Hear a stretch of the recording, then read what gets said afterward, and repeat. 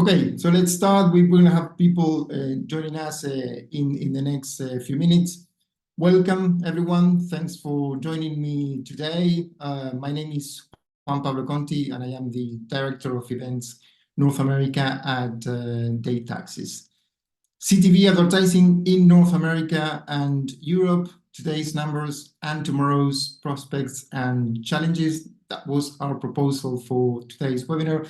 And I'm guessing if you're joining us today, I don't really need to explain to you that CTV advertising is at the moment one of the most dynamic sectors in the global media and entertainment industry. So I'm going to try to understand why that is, what's going on, where it's going on, who's making those exciting trends take place.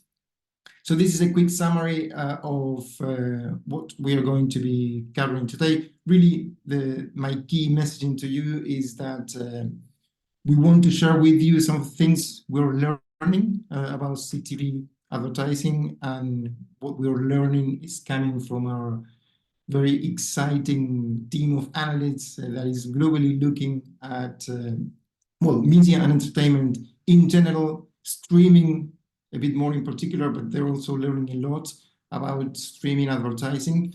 And also many of the things we're learning are coming from the advertising events we're organizing around the world. So this will be a good opportunity to also look at some of those discussions that we're bringing, particularly in Europe and North America. So let's start. Let's first have a quick look at the big picture here. I'm going to say big picture. If you look at that graph there on the right, what we're looking there is not only advertising, but all forms of revenue generated by streaming globally.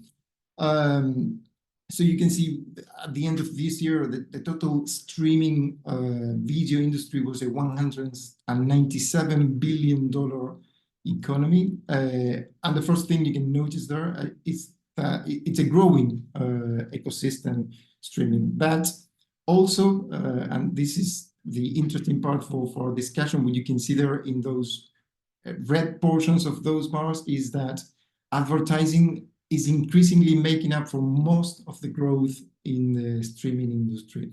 There's actually three ways of monetizing streaming content. It's just that at the very bottom of those bars, there's the transactional way of monetizing content, and probably you can barely see that because historically it's been a negligible part of how OTT content is monetized, and we're expecting that even to practically disappear moving forward. So what we are really left with is with two main ways of monetizing video content these days: advertising and subscriptions. And by the way, these numbers are excluding China.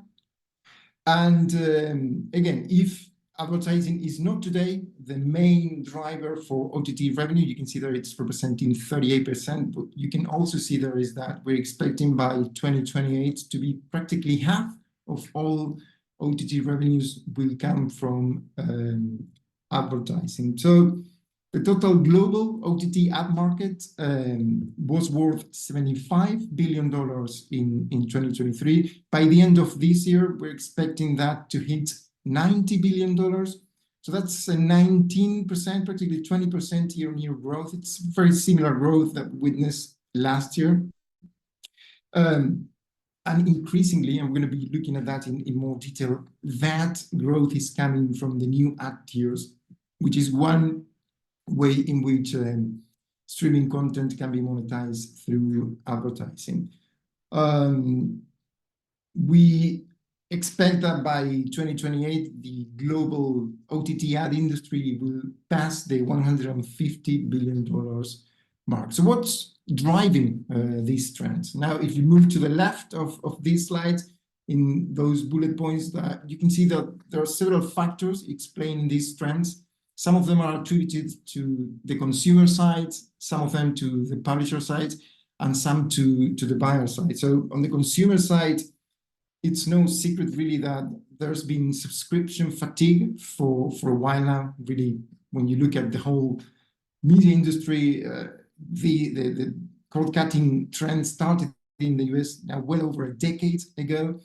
And pay TV is really starting a long and slow decline in other regions of the world as well. And that decline is happening at the expense of OTT. In most developed markets now, they have reached really a saturation point for traditional TV. There's also high fragmentation in the content, and that has played a big role in that subscriber fatigue that we're witnessing. And if you remove really 2020 and 2021, where actually there was a growth in the average number of subscriptions per household, that had a lot to do with the pandemic. Already in 2022, we began to see a decline, and that was confirmed in 2023. So it's clear now that we're witnessing a long-term trend here. Consumers are also increasingly demanding more affordable access to content that followed not only the way in that the global economy was left after COVID, but also in a context of very high inflation is also playing a big role. So overall, streaming is slowly replacing traditional TV, and you have to keep in mind that a lot of people are used to accessing content for free in some of the Western markets, so all of that is playing a big role. On the publisher side, we are seeing, again, we're going to look at that in more detail, but a rise of hybrid and partially ad-supported models. By now, practically every major streamer has already joined the ad tier race in developed markets. And with their more affordable ad-supported subscribers tiers, that's really helping expand their subscriber bases. And as they do this, they're also increasingly setting up bundling partnerships with aggregators as a strategy to lower price pressure. There is really a definitive migration of traditional TV publishers moving to streamer. There's lots of activity in Europe at the moment. You have several initiatives by many of the large commercial broadcasters in each country to boost or in some cases maintain their traditional viewerships and revenues, but now on the digital space. So what we're seeing is new service launches, rebrandings of existing OTT services, the expansion of content catalogs, an improvement in the access to ad inventories for the ad buyers, and so on. So really, we have lots of examples in ITV in the UK, TF1, France TV in France, RTL in Germany, RAI in Italy, or TV2 in Denmark. They're all really very active, moving their inventory digitally. And then on the ad buyer side, CTV advertising is really gaining momentum. I guess that's where we're all here today. CTV CPMs are growing. You can see that clearly when you look at, for example, Google's global ARPU. It just keeps growing, and much of that ARPU growth is being generated really by its strategy on the big screen. And that is really what's commanding the higher CPM prices that we're seeing. It's also becoming increasingly easy for media buyers to access this new digital video inventory on the big screen on either a growing number of fast channels and platforms on these new ad tiers, on the addressable advertising platforms of pay TV operators. It's never been as easy as it is today to access this inventory. So all of this really is explaining this trend. That graph that we had in the previous slides, we are opening up that same graph here and breaking it down geographically. So you can see that the US is by far really the world's largest OTT consumer market. Remember, this is always excluding China from this analysis. And when you look specifically at ad-supported OTT, this dominance is really staggering. There are 340 million people living in the US. which in 2023 had an OTT ad market valued at $46 billion. Now, if you do the maths, that's $136 of OTT advertising generated by every person in the US. And if you compare that with Europe, you have, excluding Russia, a population in Europe of 625 million people. And last year, digital advertising revenue accounted for $14 billion. So that's just $22 of OTT ad spend generated by every European last year. So you can clearly see the difference. Now, as publishers in the US turn farther away from traditional cable and towards OTT, more and more of the ad revenue will come from streaming inventory. You can see also in these two graphs how faster the growth of OTT ad revenues will be than when you compare with the growth of OTT revenue due to all the factors that we just discussed. So now let's take a closer look at who are the biggest players in streaming video advertising in North America. Let's look at North America first, then Europe. And first thing you see here is that two companies clearly are dominating this battle today, YouTube and TikTok. When you combine just those two giants, you have that over half of the market in the US is dominated by these two giants, and it's even bigger. It's over 75% of that market share in Canada. Yes, those are the two biggest players, but as you can see here, we have a multitude of actors all vying for the ad dollars in North America. What you're seeing in this graph is for the last approximately 8 years, every single launch of a new ad-supported video service in the US. This is only launches. Existing services are not included here. And in those dotted lines, you can see those are fast services. Outside the dotted lines, you have all of the AVOD services. And remember, ad tiers are a form of AVOD, so the ad tiers are included in those graphs outside the dotted line. So really, the last few years, as you can see, have witnessed an explosion of distribution partnerships, content releases, and major streaming service launches that are either fully or partially monetized by advertising. The new ad tiers, groups like Disney, Netflix, more recently Amazon. You don't see Amazon here, by the way, simply because the ad-supported tier of Amazon was launched in 2024. This graph is showing you launches up until 2023, but in the next slide, we're going to show you some of our early estimates in terms of what's going on even with Amazon's ad-supported tier. So lots of new launches. YouTube with Google, Freevee with Amazon already had well-established presence in the AVOD landscape. That's been the situation for years. So the arrival of some of these new giants is really marking a new stage in the transformation of the US video market. And at the same time, you have the smart TV vendors and some of the independent smart TV operating systems. They're all, as you know well, they have been very active in this space. Companies like Vida, TCL, even Google TV, they have all launched their own fast platforms recently. So now in the next couple of slides, let's have a look at what's going on first with ad tiers and then what's going on with fast activity in North America. So the strong growth in really digital video advertising, as we've been saying, will be fueled moving forward by the growing adoption of ad tiers. Ad tiers really technically are nothing new, right? players like Peacock or Hulu, they have been offering hybrid ad-free and ad-supported subscriptions for a few years now.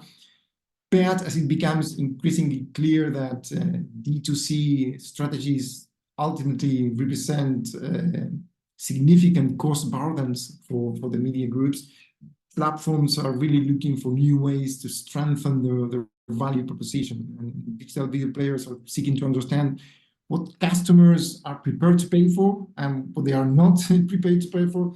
So what we're witnessing here is a time where really media business models are being transformed in an effort to simultaneously reduce costs for the end consumer, while at the same time improving revenue streams for the media groups. So it's a fine balance that everyone is trying to get right at the moment. Now, I promised some early numbers about Prime Video, and what happened is that by automatically converting its massive subscriber base into its new ad tier, essentially forcing subscribers to pay $3 more per month if they wanted an ad-free option, that turned Amazon into automatically overnight into the biggest US streaming giant with an ad tier in the US. And so again, in the previous slide,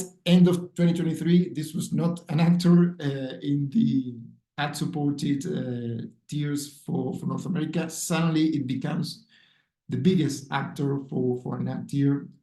Before that, you can see there that Peacock, Paramount Plus, and Hulu, those were the three actors vying for the top spot. Now they're vying for second, third, and fourth spot. Also, the ad-supported propositions from Disney and Netflix are gaining traction. Both of them are well on track to sign their first 20 million ad-tier subscribers very, very soon. In terms of Disney, we know now that more than 40% of new Disney Plus subscribers are already choosing an ad-supported product, and around half of Netflix new subscribers is also getting this option. Let me move on to the next slide. Again, I promised to show you how some of these numbers, which are actually showing trends, and some of these trends are being discussed in our event. This is a panel that we put together in New York in December. So recently, this is a panel that we put together with, you can see there, some of these key actors vying for this market. George Mattison from Disney, who you see there, talked about that 40% figure of new Disney Plus subs taking the ad tier precisely in this panel.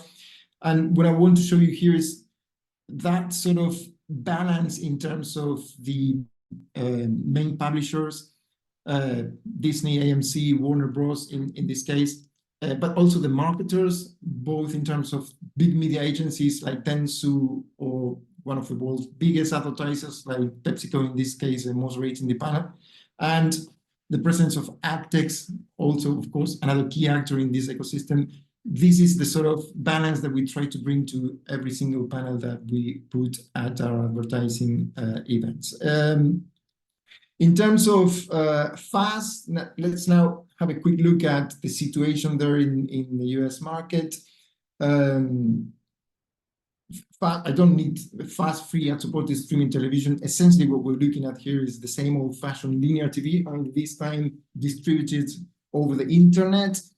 The fast market is really typically dominated by two different types of players, and both of them really chasing the same objective, which is controlling the operating system inside the CTV in order to secure ownership of the viewing data that allows for the most advanced forms of CTV advertising. So the first category, which is the first group you see here on the right of the slide, includes all of the fast platforms that have been launched by the OEMs, essentially hardware vendors of either smart TVs, set-top boxes, or digital media players. So companies like Samsung with Samsung TV Plus, LG with LG channels, VCO, Watch Free, Vida with Vida Free. A growing number of these services are available through devices outside of their own ecosystem. Samsung and LG have started doing this. Roku, Amazon have been doing this now for a few years. The second group includes the FAST platforms that were developed and are owned by large media groups. So these platforms have two main advantages, really. Since they are app-based services, they are device agnostic, which means it's easier for them to rapidly scale up to a much wider distribution. The other advantage is that they typically boast pretty massive content libraries. I want to move forward and let's have a look at another example of a fast panel, in this case, that we put together in New York. Again, some of the companies that you saw in the previous slides, Plex, Allen Media Group, Shumo, an ad tech like Wool, Televisa Univision with its fixed system, they all participated in a very, for those who had the opportunity to watch this, a very interesting and heated debate about fast in New York. That was New York last year. For this year, our program of CTV advertising events for North America includes 3 events. So in really 4 weeks, we're going to be doing our CTV Ad Days event in Los Angeles for the West Coast. For the East Coast, we have a new edition of our New York event in November. That's November 13th. And 2 days later in Miami, we're going to be looking in detail at the Hispanic and Latin American market in Miami. So if you have the opportunity, I recommend that you join us there to learn more about some of the trends that we're looking at here. Just for the first of those events in LA, again in 4 weeks, we've put together a fantastic speaker lineup. Again, all of the key publishers, agencies, brands, ad techs, some of the streaming, gaming, advertising companies, they will be represented. So this is in 4 weeks, still time to register. So we invite you to do and to learn more about the market. Just a quick reminder again of some of the speakers that joined us in New York last year, and in November this year we're having a new edition of this show. So let's now have a quick look at what's going on in Europe. Where really streaming video advertising is driven by 5 countries, which are really none other than Europe's top 5 largest economies. And as you can see, the UK is way ahead of everyone else in terms of ad spend. That head start that the UK enjoys over neighboring countries really can be explained by a few factors. One of them is that there's been in the UK early initiatives taken by many of the traditional British commercial broadcasters to reposition their digital offers. ITV, for example, first rebranded its ITV Hub, which had already been rebranded from, if you remember, its original ITV player. And in 2022, they rebranded again as ITVX.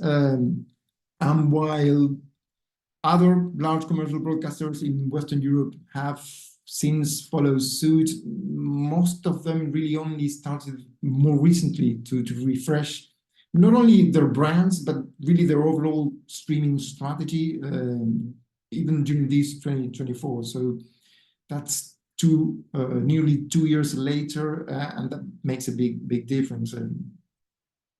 Literally, from the 2 big French commercial broadcasters, TF1 and M6, yesterday M6 really launched its new M6 Plus. That's what their new OTT service is called, and that was really yesterday. Another factor is that UK ad buyers are generally more aware of and keen to explore new opportunities around CTV advertising, addressable TV and OTT advertising inventories. And again, thanks to other early initiatives that have been led by operators such as Sky with its Sky AdSmart addressable operation, and also in part thanks to the larger volume of documentation, surveys, case studies that have been issued by publishers in the UK to help promote the advantages of targeted ads on the big screen. Sometimes that's all what it's needed, some education of the ad buyer. Conversely, the situation in other Western European markets is characterized sometimes by a number of factors that is contributing to the delay we're seeing in the uptake of CTV advertising. You have to remember that free-to-air channels still enjoy very strong audiences in these countries and therefore still command and retain a large portion of ad budgets. That's certainly the case in Germany, Italy, and Spain. Also, OTT inventories are not as easily accessible. Programmatic buying options have been quite late to arrive, particularly in Italy, but also Germany and Spain to a certain degree. So most of the ad buying in this market is still direct sales. And there is a lack of self-serve platforms to facilitate access to CTV inventory for buyers. Again, in the UK, platforms such as Planet V from ITV or AdSmart, we mentioned from Sky, that's also a big contributing factor. So all of this scenario helps explain why, as you can see in this map, global digital video platforms such as YouTube and TikTok are such dominant forces in every market. YouTube generated $8.4 billion in Europe in 2023. By far, that is the biggest video publisher in the continent. TikTok, they generated $2.4 billion in Europe in 2023. That was a staggering 38% year-on-year growth. It's the fastest growth that we have seen anywhere in the OTT ad sector. So who are the key players in the European CTV space? Well, YouTube, clearly the leader of the video ad market, but this shouldn't really hide the fact that there are dozens and dozens of competing video publishers in Europe, again, all vying for the same ad budgets. And this multiplicity creates a widely fragmented landscape. Fragmentation is also compounded by the existence of, in Europe, this is a very European characteristic, multiple BVODs, broadcast video on demand offerings in each national market. So in most of each, really in each European market, you usually have 2, sometimes 3 or even 4 big commercial broadcasters, each of them operating a digital OTT platform with their own inventory monetization. And when you bring all of those BVODs together, they represent, you can see that 14% of the European digital video ad market. When you look at the actual viewing figures that these platforms attract, it's actually a higher number. It's closer to 17% of the market. The difference is explained by the fact that despite boasting some of the largest audiences in Europe, some of these BVODs are not allowed to monetize through advertising simply because they're publicly funded broadcasters. The biggest example of this, of course, is the BBC, but also some of the broadcasters in the Nordic countries. And really, fragmentation just keeps growing. We've had recent major arrivals of new entrants with hybrid offers. Again, most notably Netflix and Prime Video in the past couple of years. And as you can see, we're expecting these 2 global OTT giants to rapidly capture an interesting share of ad revenues in its first year of as ad tiers in Europe. In the case of Prime Video, Netflix now is the second year.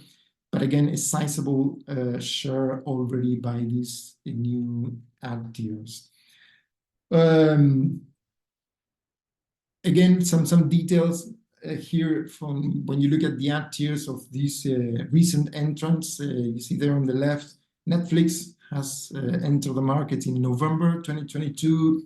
We had also Discovery Plus launching an ad-light service in April 2022. Disney Plus launched 1 year later in November 2023. Prime Video, as we said, February of this year in the UK and Germany. They will be expanding to new territories throughout 2024. And we have new announcements coming in from companies like Viaplay. HBO is rebranding globally as Max. They've already done that in the US. In Latin America, next step is Europe. No news yet from them in terms of whether they will be taking the opportunity to launch a new tier, but we can certainly expect that to be the case, just as they did when they announced recently their Latin American launch. What are we seeing here? Well, what you see there on the bottom of this page is the 30 largest BVODs in Europe. And again, when we talk about fragmentation, these are really just the top 30. If we were to put the full list of BVODs, it would be more than 100 here. And there are three key metrics to pay attention to in this graph for these companies. First one is advertising revenues. Those are the red bars that you see there. Then on the green bars for each of these BVODs, you can see the average monthly active users that they had. And then on the top of each bar, you can see on the percentage, the market share of total national ad spend that each of these platforms is commanding. So as you can see, the BBC iPlayer, a non-commercial broadcaster, as we said, so that's why there's no red bar for the BBC, but it commands Europe's largest audience for these types of platforms. The other thing you can notice that only a handful of these BVOD platforms reach the 10% ad spend market share for their respective markets. ITVX in the UK is nearly there with 9%, but Mediaset, Infinity in Italy, OnePlus in Switzerland, and Ruutu in Finland have already passed this 10% mark. Another thing you can see is that the largest revenues are generated by the UK platforms for the reasons that we just explained. ITVX ended last year with nearly $1 billion in digital ad revenues, and a growing portion of ITV total revenues are now generated this way. The company is on track to reach £750 million by the end of 2026. In France, when you look at companies like TF1, they only generated €104 million in 2023, and that represented 6.5% of TF1's total ad revenues for 2023, whereas ITV's nearly $500 billion were closer to 20% of just its first half 2023 revenues. Again, but French broadcasters are expected to gradually catch up. M6 Group, for example, is looking really to double the consumption of online content and triple the revenues generated through streaming advertising by 2028. Okay, so we're approaching the end of this presentation. Again, in order to have a good look at many of the numbers, many of the trends that we've been discussing through this presentation, in just 2 weeks in London, our CTV Ad Days Europe event is taking place there. Our European colleagues have done a fantastic job at pulling together one of the most complete speaker lineups for CTV advertising that you will have seen anywhere else. So just a quick overview of some of the people that will be joining us in London again in 2 weeks. Still time to register. But again, all of the big publishers, the agencies, the brands, the ad techs will be there. Just want to bring your attention to one of the panels that will be taking place there, which is this one, Retail Media Meets CTV. I'm sure you will have heard that retail media is quickly becoming the fastest growing form of digital advertising practically everywhere around the world. So there will be this panel, in this case, looking at how retail media and CTV are complementing each other. But what I also wanted to tell you was that we're bringing a new series looking specifically at retail media, a new series of events.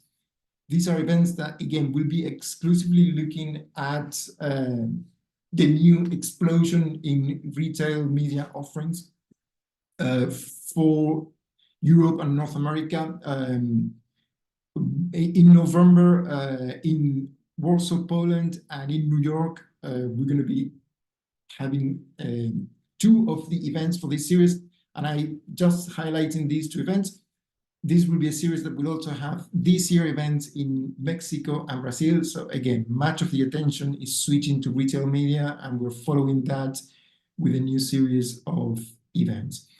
Okay, so thanks everyone. I hope this has been helpful. Thank you for tuning in.